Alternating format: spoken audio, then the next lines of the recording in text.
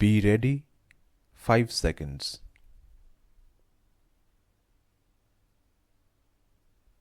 The problem of discipline is really quite complex because most of us think that through some form of discipline we shall eventually have freedom.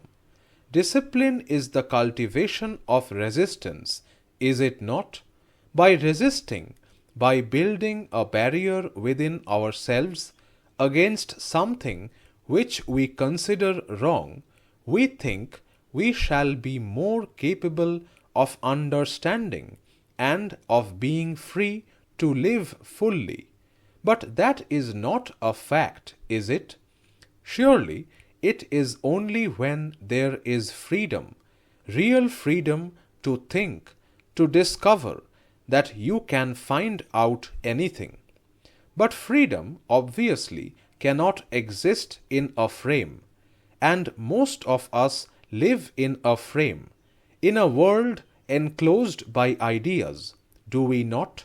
For instance, you are told by your parents and your teachers what is right and what is wrong. You know what people say, what the priest says, what tradition says, and what you have learned in school. All this forms a kind of enclosure within which you live, and living in that enclosure, you say you are free. Are you?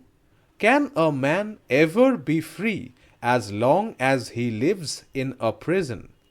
So, one has to break down the prison walls of tradition.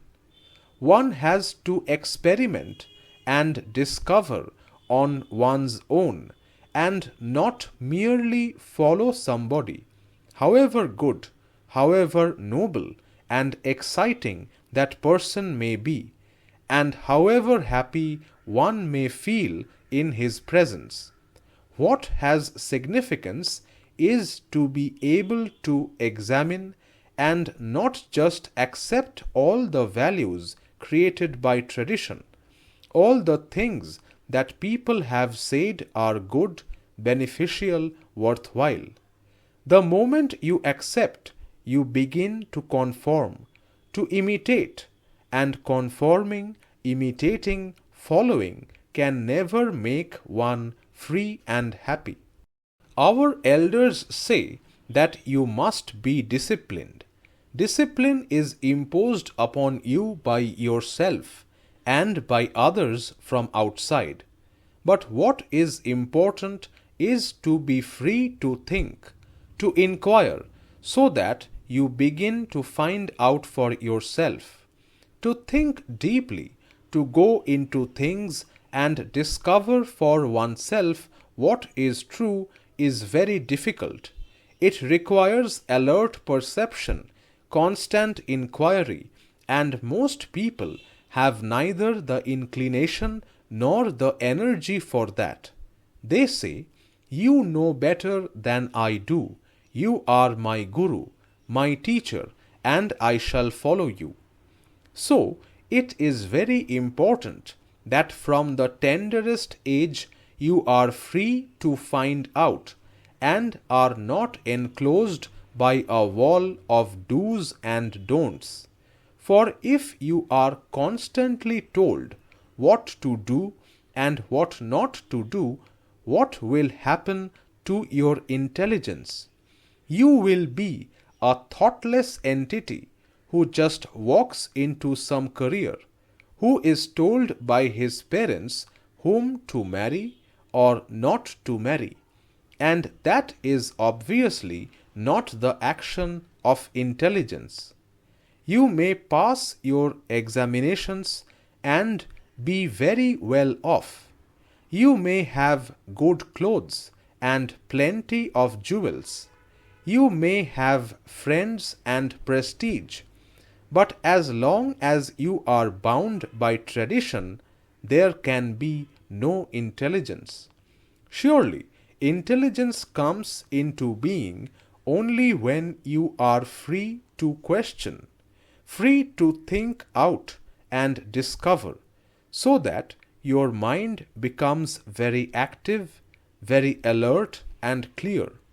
Then you are a fully integrated individual, not a frightened entity who, not knowing what to do, inwardly feels one thing and outwardly conforms to something different. Intelligence demands that you break away from tradition and live on your own.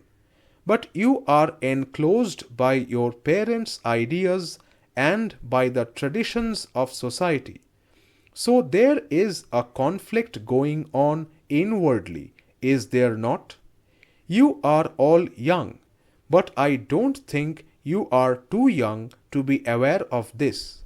So there is an inward struggle going on, and as long as you do not resolve that struggle, you are going to be caught in conflict, in pain, in sorrow, everlastingly wanting to do something and being prevented from doing it. If you go into it very carefully, you will see that discipline and freedom are contradictory, and that in seeking real freedom there is set going quite a different process which brings its own clarification, so that you just do not do certain things. While you are young, it is very important that you be free to find out and be helped to find out what you really want to do in life. If you don't find out while you are young, you will never find out. You will never be free and happy individuals. The seed must be sown now, so that you begin now to take the initiative. On the road, you have often passed villagers carrying heavy loads, have you not? Those poor women with torn and dirty clothes, with insufficient food, working day after day for a pittance. Do you have any feeling for them? Or are you so frightened, so concerned about yourself, about your examinations, about your looks, about your saris, that you never pay any attention to them? Do you feel you are much better than they, that you belong to a higher class and therefore need have no regard for them? Don't you want to help them? No, that indicates how you are thinking. Are you so dulled by centuries of tradition, by what your fathers and mothers say, so conscious of belonging to a certain class, that you do not even look at the villagers? Are you actually so blinded that you do not know what is happening around you? It is fear, fear of what your parents will say, of what the teachers will say, fear of tradition, fear of life, that gradually destroys sensitivity, is it not? To be sensitive is to feel, to receive impressions, to have sympathy for those who are suffering, to have affection, to be aware of the things that are happening around you. When the temple bell is ringing, are you aware of it?